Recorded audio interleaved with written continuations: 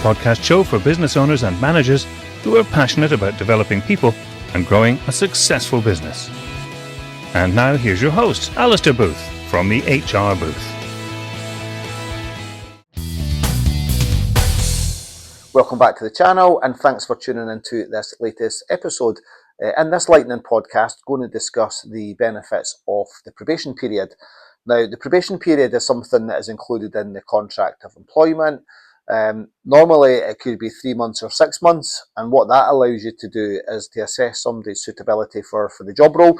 You'll be assessing a number of kind of factors during that probation period, so that will include things like their performance, job suitability, how they're fitting in, maybe things around kind of timekeeping and attendance in there as well, and how they've kind of performed around their training. Now, the good thing about the probation period is that it allows you to kind of create a bit of a framework where you can kind of sit down on a regular basis during that probation period to give that effective feedback.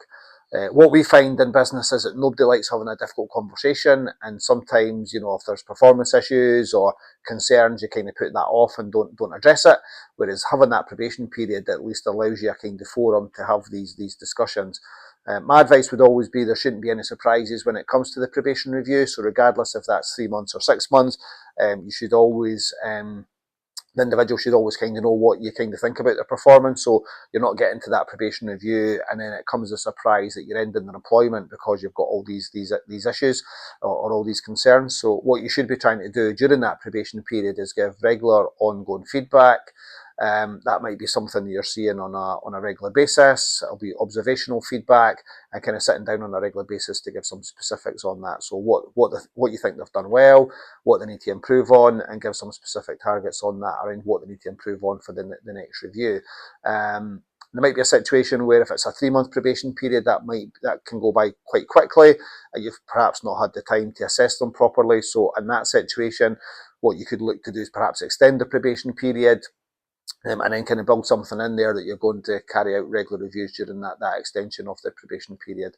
Now, the probation period isn't something that actually stands up usually in employment legislation, so there's not kind of legislation drafted at the minute that kind of says you must have a probation period. That's kind of good practice, but obviously the Employment Rights Bill is coming. There's going to be changes around that, around kind of day one rights, etc. So it's going to become even more important to use the probation period properly to allow you to assess if someone is suitable for that job role or not. Because if you kind of don't use that probation period properly, then what's going to happen is you're going to miss that opportunity, and then under the Employment Rights Bill, the day one rights would kick in, and that 2-year qualifying service that we speak about previously and have spoke about before is not going to be there. So it is important more than ever to use that probation period kind of wisely. So what you want to do is make sure you've got your managers equipped to kind of have these conversations. So having difficult conversations, having the conversations around observational feedback, and giving really kind of good feedback around what they're seeing working well, so that constructive and positive kind of feedback. So quite important the managers are trained on that, and also within your kind of policies and your processes to make sure that individuals know what's expected of them during the kind of probation period. And then at the end of that probation period, if you are kind of signing that off to say they've completed, make sure there's a paper trail to support that.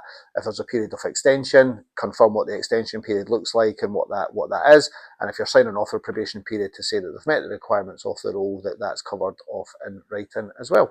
So hopefully that's been of use, but the probation period is there to kind of safeguard the business in terms of making sure the individual is suitable for the job role. Shouldn't be any surprises, and it gives the employee an opportunity as well to kind of raise concerns or questions around anything around their employment that's perhaps wasn't what was expected of them when they first joined the business. So, but we'll put some notes in the show notes as well for any additional kind of reference points. But thanks for tuning in.